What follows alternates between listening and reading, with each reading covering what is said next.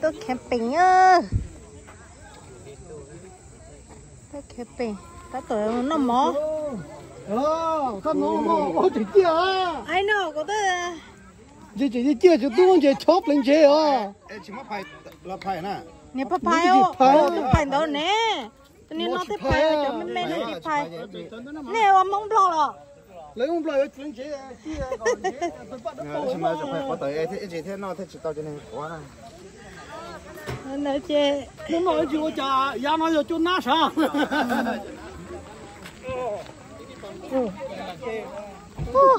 Nhớ lúc gì đi. Thế bé chụp chi mình bỏ nó cho nó mà cá heo cá tê tê liền chuyện số số heo liền bự còn nó mình chơi bự tàu liền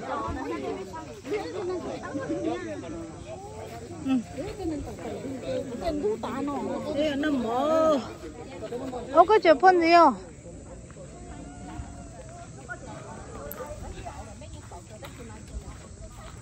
chụp phun luôn gì rồi có những cái tao nó, tại vì nó bé phơi luôn, cái nhà có tàu kia bé nó sao, bé được chơi, cũng thầu. Cá, cho nó chơi cho đi lên là chết cha.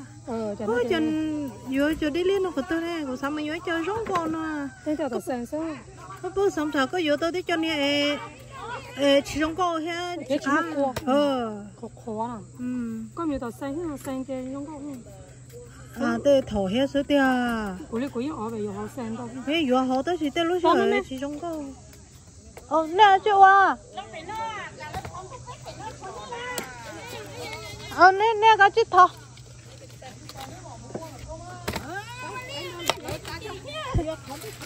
Ta chính để chiếc thọ là tôi sao đấy. Alia. Mấy cái họ cá ra mà chỉ muốn sao đấy.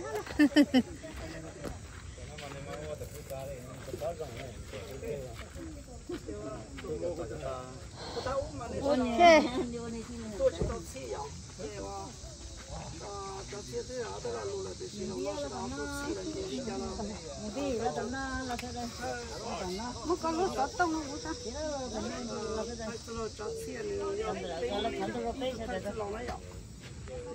bây giờ kia này họ phải lo lù về tiền trong mỏ này trong mỏ chỉnh chỉnh thì giờ phải là kinh doanh giờ phải để cái bèn là cái gì còn là phải là kinh doanh giờ phải là chỉ số xe cái đó kinh doanh thì là chỉ số xe phải xe này nhiều cái phải cho nó cho xe họ phải lo lù còn phải sống được ok nên là trong đó là phải phân cho đời này cho nên đây này cũng phù xe chỉ sau đó phải phân chân thì nhớ đây nhớ gì là này cú xe bé tôi cũng ok tôi cũng kinh doanh lo tôi chỉ sau xe hay là bây giờ tôi chẳng còn một năm họ là họ tôi sao có cũng mua là này tôi sao cũng nó giờ chỉ chẳng bé chỉ qua là bé trong mấy rau bố đi bắt tay ra xem có hay vậy thì bỏ để cái trong tôi giờ thì bé trong rồi hơn nó chỉ thế rồi bé tao muốn chỉ tả thế giờ chỉ trong cho để chỉ qua tàu xe tôi là chỉ bé tao mua có camping nó lấy một chạy thế ở quê nhà ta chỉ trong này ta chỉ bé của tôi trong thế ta chỉ nó này xe chỉ tao tôi giá trong tôi nó này của tôi trong phương cầu đi tổng cầu đi trái nó bé tôi cho tàu lúc sau tàu lại xe để bây giờ từ lâu thì cô rong xe từ tàu này số lần sau tôi chạy để đấy bây giờ cho nhau gì bây giờ còn chân sẽ được ship sau xe nó thì rồi nên là rong xe của lấy rong xe thì tới một cái chân sẽ tới một cái ship bài cô rong xe từ tàu này số lần sau tôi lúc mà nó sao ok theo đi các bạn phải lo luôn thì cô sẽ thì bé lúc weekend bé thành tour camping Friday Saturday Sunday đó mà nó cũng mới khó về đến camp bao giờ bé thì ở bên lên tiếp tại về đến cái tour lý do cho tôi anh đây là cô chúng tôi cho cả cho cái này chỉ cái nào cái nhau trong là tôi sẽ là chúng tôi chỉ tôi sẽ đó thì ít bên nó tới rồi cô giờ hay cái giờ sư phụ thì ít cái lù nhá hậu cái lục bát này hậu có phần đầu chết rồi, ok thì cô cái giờ nào là thế cái lục nhất cái hậu người giờ thải lúc chết lục cho bé tôi tiến trình thì cô mà đi hay có yêu tôi chỉ chuyện gì đó, cái lần thấy lúc chơi lụt đó bé giống mỗi lúc xí hở lọt đi bé cho nó thì nó sẽ mong tên đó lọt bé giờ lọt thả cho tiền trang nào cái ấy bên nào thì cũ mà lý hai đây cho chơi của đám bài ấy bên nào tôi sẽ ở bên mà lý lâu ok đây là nó phải chút đó cũ hai nhau chứ ở chơi đó tôi sẽ trồng nó cũ bảo tôi chia sẻ để toàn tên nó bé trồng tôi chống cho nó bé cho nó về tại vì cũ bỏ chơi cho nên trong tua sẽ ở chỉ muốn cho chia đi đó là mà cũ bảo thì toàn tên nó sao có cho chia tôi cho bé thế bé thế như chống cho thì mình đã chơi đây ok cái tiền rồi mà nó làm mà Yo.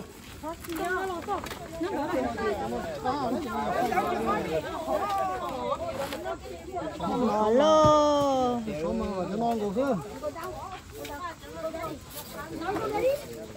Mở các cá. Mở các cá.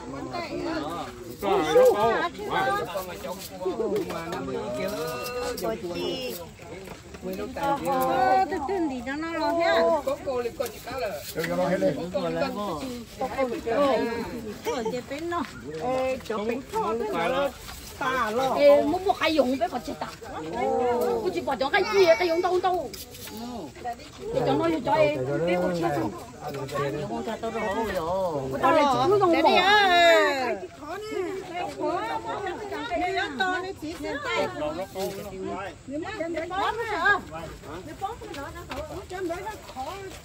Cho nó chuyện gì lấy rồi.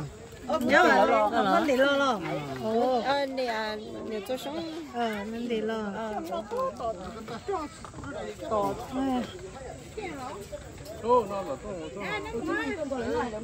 Mở cho, nó mở.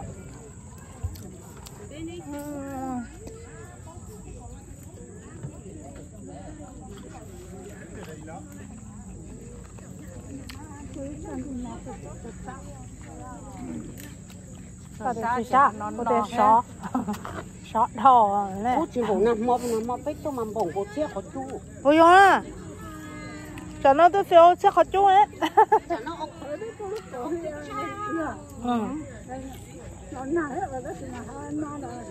Đó chỉ lo cái nát tan thoát tiền trẻ theo.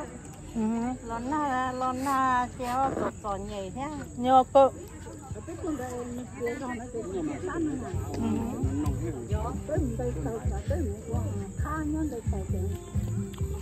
Có suy nhẫn rồi. Xó nó trong có xa xa vậy. Dạ.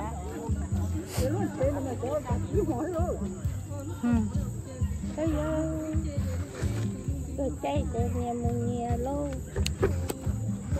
Cái này xí.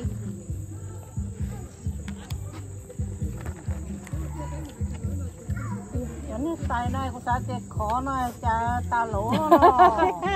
Rồi mà.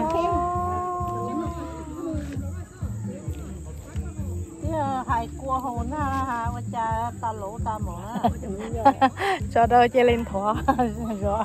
Nó mà ô luôn mà tôi học cái. Cho cua cú tới gì quá ta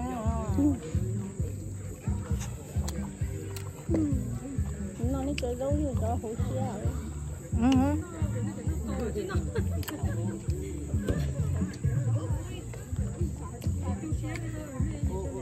Tại đó này, đó này.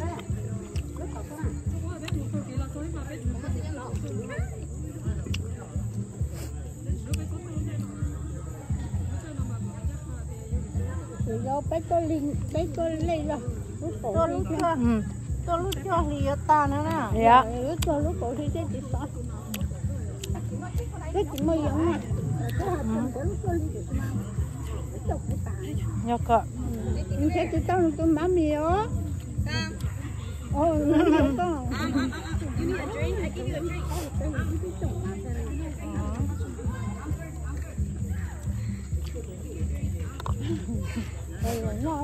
Chị cá lò lấy về cũng đôi mé sao? Chị cá lò lấy cũng đôi mé. Chả có cá lò lấy có nên tôi già luôn. Cái chị bé tôi vậy tao ăn một tô kệ nó cái tôm này rồi. Mà mình này đi con.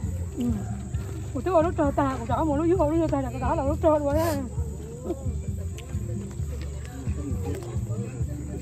chúng ta nên bắt đầu mua hai kiện đó thả bà phò. thả bà phò. Đó hai cây à. Cái tàu bếp bay đó hai cơ.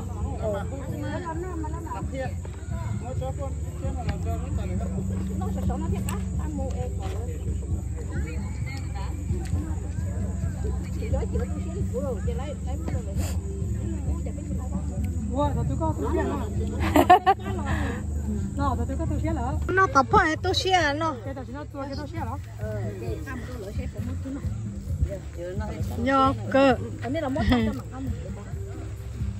chỉ làm mất. Sao? Hay rồi tao nó. Họ chúng anh chơi rong tiêu liền. Chạy nhờ sợ rau vào rau ha. Đó là nhà hai cơ. Nó bạc. tụi nó cái nó mỏ chi to chắc là hai giống mà cá cái đó Con nói chuyện nè, con nói rau sao?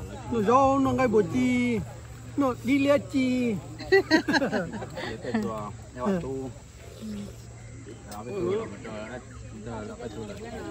cái số nó đi lẽ cá cứ tại Nó mà chắc cao. Chơi cái chuyện đó Thay mày chả. Facebook vậy nó đây rồi. Ừ. Lên lại đây đó Facebook vậy nó đây. Làm bên sai. À tên nó rau cá chảo rồi. Rau cá chảo. Rau chỉ to, rau có cá chảo. Rau cá đồ.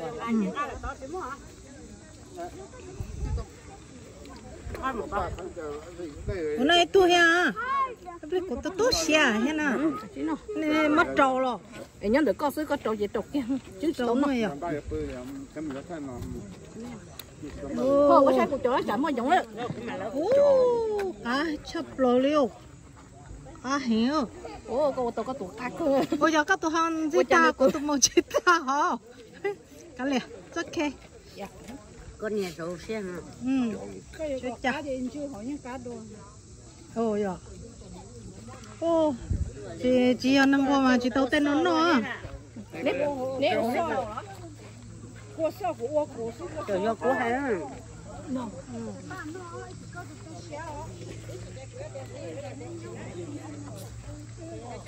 Cái chỗ cá lò cái nó mê sao lò? Nó mê luôn. Nó mê rồi rồi khó tiền. ở tay nhau Ở nhiều tay rồi. Cái chỗ cá lò tay thế ít cái tay này. Cá tí tiêu. Hoa của tôi vừa bé bao hả? Ồ bây giờ. Ao. Bé bao chỉ đọc được nó. Đó. Nhá của chị. Có thêm hả? Cá này chứ không mắn nó. Con nó mình muốn cho nên cá. Dạ, cho nó có chảo không? Cho nó vô chỉ hỗ trợ. Chị. Con mà có bao thì có chó chi nó hỏi nó có siêu hay là dùng hả? Con mà chó là món ăn của Chấm à? cá đâu là nó ý luôn ha Cá tí tiêu. cá đâu cá chó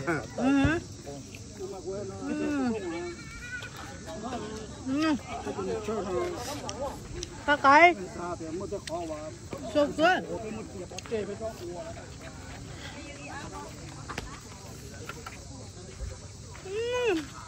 Cá nó có ta.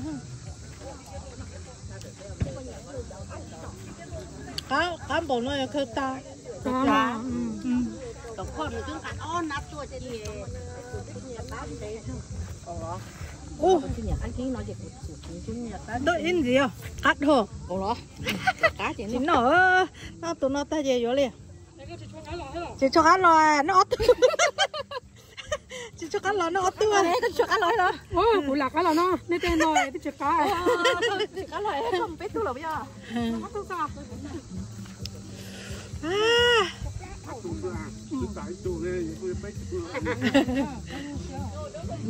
Cá tít tiêu.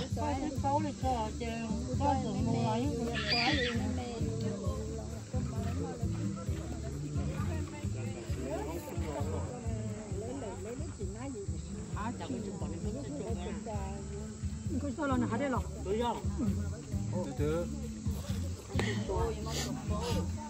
Có sao chuồng hả? Có mình uống chè hả?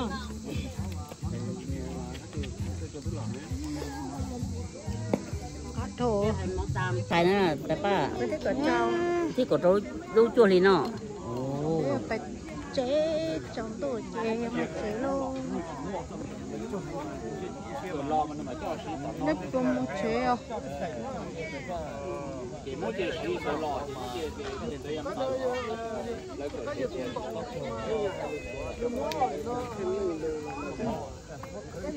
nó mà một cái lon to này cái lon to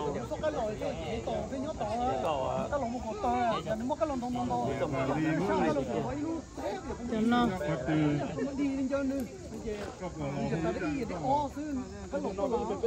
em cổ khó tươi à. đừng mất cái một chữ này đúng rồi đừng mất cái một chữ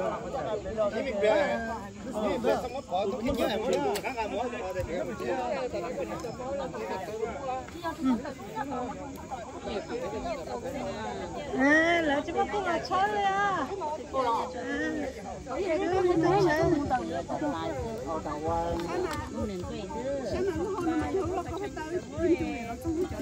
Nó chị à?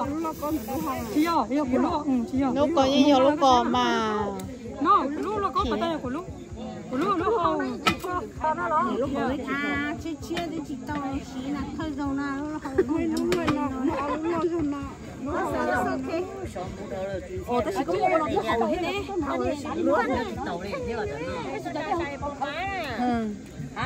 nó đã tôi một bá này là cán rồi Cái nhiều bán này cái sự của nó hậu cái chỉ bán là nó lên nó tôi tại chỉ nó biết là lòi chế nó chỉ sao một chế đấy.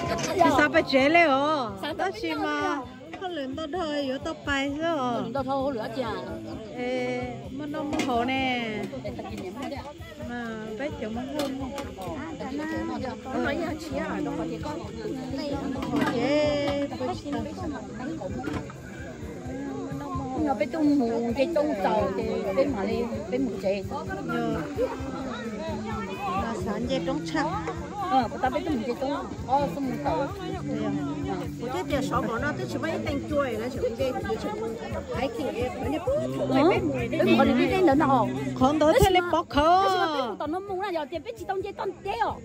Biết chưa một sát tàu nó một tiền biết chỉ chế tao biết rồi. Bây giờ tôi chỉ biết chỉ chế tao thì sao vậy?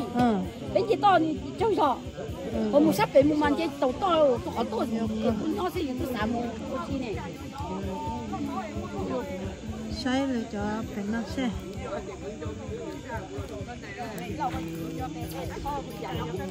Có chị cũ hả? Họ nó có là chị cũ này, có năm bộ chơi là thực tế nó chị cũ.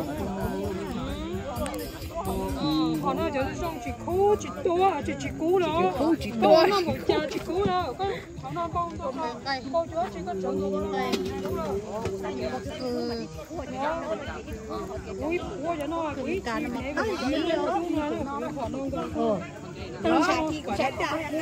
Tông sao thì nó có chị cũ thì Này một trời để tôi tính nó mà.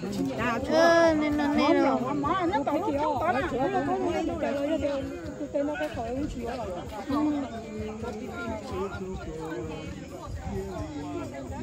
Cái bánh bây giờ nó mất ra là bị không bị là.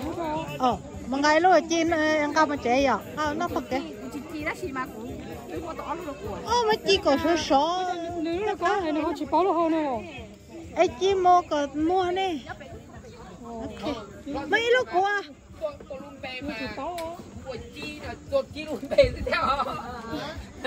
Nó mà chắc có thiệt. Mấy chi gọi đà rồi mà. Trên đó nè. Nó tao vô. Nó. Có bò. Chơi này là ló rẻ chứ sao mà chế li à? Chơi là ló rẻ sao mà chế li ở chơi? bé chỉ sống chơi đi chơi chỉ ở chợ bé mà cực kỳ chả hao tao nói sao tao nói có hao sơ của chả hao